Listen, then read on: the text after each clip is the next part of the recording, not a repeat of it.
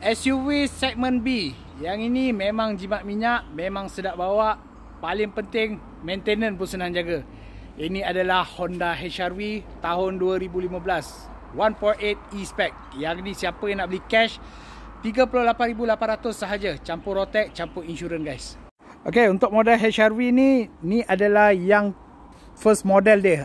Yang pengeluaran pertama sebelum dia upgrade 2018, 2022. Yang ini adalah first batch dia. Menggunakan enjin 1.8 E-Spec. Yang ini memang tip-top cantik. Siapa yang nak mencari SUV yang jimat minyak, saya boleh recommend. Yang ini memang sangat-sangat jimat. Yang mana nak masuk loan pun boleh, tak ada masalah. Bulanan boleh dapat dalam lebih kurang 800 macam tu. Loan dengan bank 5 tahun sahaja. Tapi kalau masuk ke Ion Credit, boleh ikat selama 7 tahun. Kalau tengok dia punya design memang sangat-sangat kemas, cantik, futuristic. Dia punya design dekat dashboard, meter semua. Even dia punya aircon blower semua dia pakai touchscreen. Okay, datang dengan push start button. Ada double. Untuk kompartmen gear knob dia ada double layer. Bawah pun ada port charger lagi. Ada armrest full fabric. Okay, tapi masih kemas, cantik lagi. Even dia datang sekali dengan eco mode. Okay, memang sangat-sangat jimat kalau kereta ni.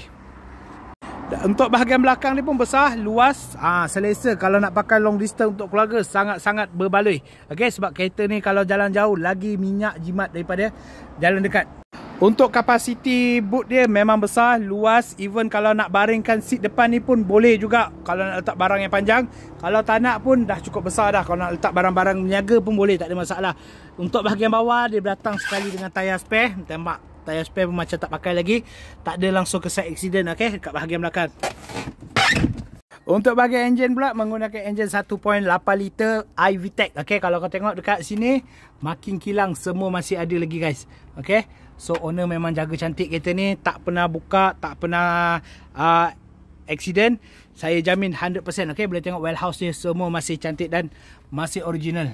So siapa yang nak datang untuk inspect kereta ni, saya benarkan untuk test drive. Siapa yang nak beli cash, okay, on the road cash, siap semua anggaran lebih kurang 42,000 all in, termasuk rotek, insurans, tukar nama, warranty saya bagi sehingga 3 tahun guys. So kalau korang berminat nak mencari SUV yang cantik-cantik, saya ada banyak lagi ready stock. Altiva, ASX, apa lagi, CX-5. So boleh contact dengan saya.